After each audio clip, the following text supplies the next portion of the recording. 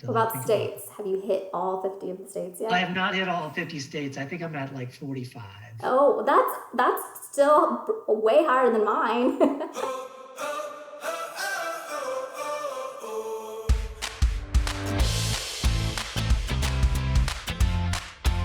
Hey, welcome to another episode of Stay Smart. I'm your host, Christine Caldwell, and today we're going to be talking about business travel, business travelers, and them staying in hotels, corporate housing, Airbnb, and just the differences between those three. Today I have with me industry expert, Gabriel Wacker. How are you doing today, Gabe? I'm doing well. Thank you for having me on the show. Absolutely. When we had spoken previously, you said that you traveled a lot during the year. Yeah, prior to 2020, I probably about 100 nights a year or more. Well, why are you traveling? Is it mainly for business? Most of it is business. I obviously travel with my family also. We like to vacation. I like to travel in general. So I mean, obviously, I don't want everything to be about COVID, but we are in it, right? So yeah. Do you think that business travel just in general is going to be lower? I think business travel in general is definitely way down. Right. Do you think it's going to pick back up like once we get out of COVID? I think so to some extent. I don't know if it's ever going to fully regain. Bill Gates came out with a comment saying that he doesn't anticipate business travel to be but more 50% of what it was prior to this. I don't necessarily agree with that, but I don't know if it'll ever return to the 2019 levels prior to COVID. I think business travelers still will be traveling. I think people have learned how to do things like this via Zoom and do it remotely. But at the same time, I think at some point people are just going to get tired of this and they want to see people in person. Right. So they're going to want to do that. I think it's interesting to know that millennials actually like joining the workforce. So your younger generations that are coming into the workforce actually will look for in the job description if they will require a lot of travel, because a lot of that generation wants to travel. They want to be able to go to different cities. Yeah, and I think people want to be mobile, but I don't necessarily think that's changed. I know when I started with my company 22 years ago, I lived in 3 different cities in the first 2 years. Wow. And I think I think just in general, young people want to be mobile and want to see new things. And I think that's something that you can do, whether you want to stay in a hotel or a corporate apartment or Airbnb. Well, so what do you think are the main differences when it comes to hotels, corporate housing, and Airbnbs? Everything's going to have a little bit of a difference based on your trip, but those trips that turn into 5 or 6 nights, it sure is nice to stay in a corporate apartment. Right, those longer stays. If you do want to experience that leisure, that luxury type of atmosphere, I think sometimes those A-class hotels are a little bit more of what people gravitate towards. Yeah, I mean, I don't think that you can replace that experience. If you want to stay, there's nothing like staying in Ritz-Carlton. It's just, There's just not. Yes, I love staying in an Airbnb or a corporate apartment and having a kitchen and all those things. That's great if you're there 3 or 4 nights. But for a one-night stay, and you kind of want to escape reality a little bit, there's nothing like staying in a Ritz-Carlton or even just a JW area.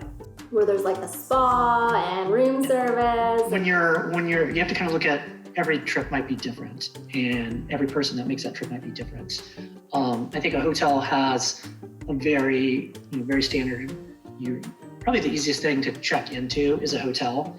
So if you're going to go somewhere for maybe a night or 2, you don't know the area, you might be checking in late. A hotel makes a lot of sense. Well, because they'll have that concierge service. Most likely, up front. Yeah, you're going to have all that. Right, because if you're staying in a corporate apartment or an Airbnb, so, typically Airbnbs are someone's secondary homes, right? Those beach resorts or whatever. And so it's like, okay, that's hidden in the bushes or it's in the back of the door. So it's always different when you're staying in these type of and we kind of label, Airbnb like as one category, but there's so many different Airbnbs, just the different, there's professional host, there's, the person that just wants to rent out their second bedroom. There's so many differences just in Airbnb, just in that category. What are some of those differences? There are a lot of professional hosts where you do kind of get that professional experience with a little bit more of a standardization to it, where there could be somebody that just lists their second home. And when you're communicating with them, you're actually communicating with that individual. That's really where Airbnb started from, was with that kind of mentality. But we just kind of lumped them in the Airbnb just because everybody knows what that is. But there's a lot of variances. To your original question of like some differences, and I think corporate housing in particular is something that you're going to find very standard, similar to hotel, where you know what you're going to get. You're going to get a professional provider that's local, that's there, and you're going to get most of the time the similar kind of furniture, similar housewares, the amenities, everything's the same. There's kind of a minimum standard level for corporate housing.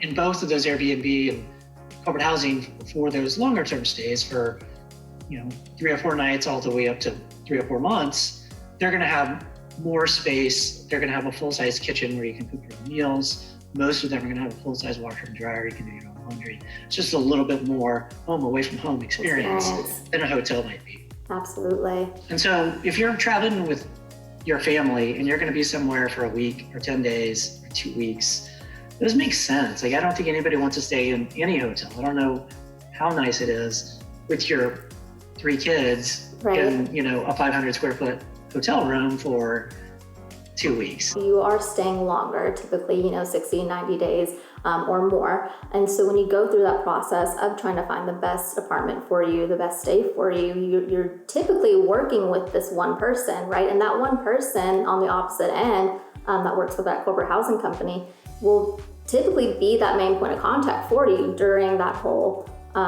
period that you're staying. Hotels, you have those various different levels, right? You mentioned the Ritz-Carlton, but then you have, the lower end stays.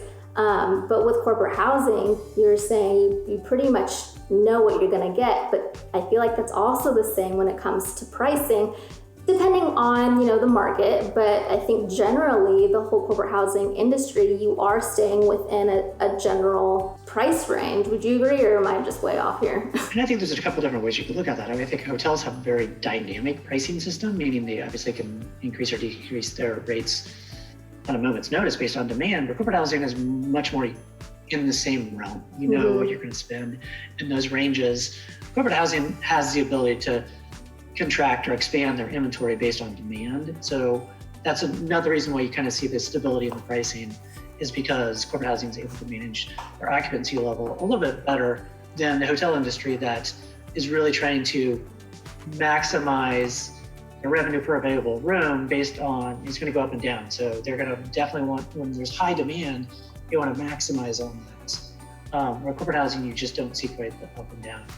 But I have seen some corporate housing companies that are trying to cater to, solely to just that C-suite business traveler. Corporate housing companies will take out like a penthouse or, a really nice you do see some of that. And then typically corporate housing is very B2B. They do really focus on relocation and business travel, temporary job assignments, things like that, and not necessarily the consumer business or the leisure travel, which does change. It has something to do with the pricing also. Why is corporate housing not well known when it comes to hotels, corporate housing, and Airbnbs, like the whole business travel or traveling in general? Majority of corporate housing companies really focus on the business traveler. Right. They have not focused on leisure or the consumer traveler.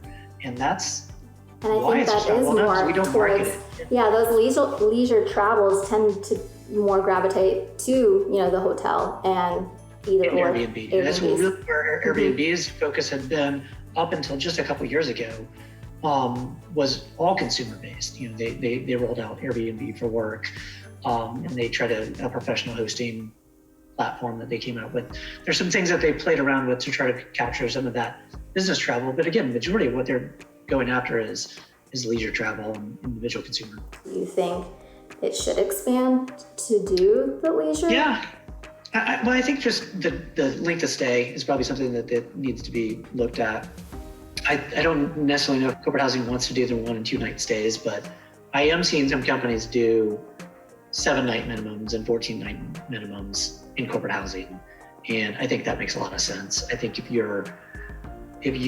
are good in that space of understanding demand and how to, manage your inventory and based on demand, I think that makes sense. I just think you're going to drive more traffic. You can capture some of that B2C, some of that leisure travel, and some of that business travel that's a little bit shorter term stays. Do you think Airbnb came in thinking that they're going to be, the hotel disruptor, or do you think they have been a hotel disruptor? So yeah, Airbnb's gotten into the corporate housing space. So they purchased Urban Door a year or so ago. Just kind of rolled it into Airbnb, so it really isn't there anymore. And then Zeus they were just investing in that startup. So I don't know if they intend to roll that into Airbnb eventually. I would anticipate, I don't think they're going to have a standalone corporate housing division. I think they want it all to be on their own platform. But they want to capture that business. I think they want to capture the 1 and 2 and 3 month stays. How technology can just unexpectedly change not only their competitors, but even, the entire market. Because considering Airbnb, with their whole platform. Yeah, they're wanting to maximize that channel, that booking channel. They want to have both, as many listings as possible and as many customers as possible to make a transaction, because they make money on those transactions. Awesome. Well, I think we've got it all. Okay. Well, thank you guys for tuning in, and remember to stay smart.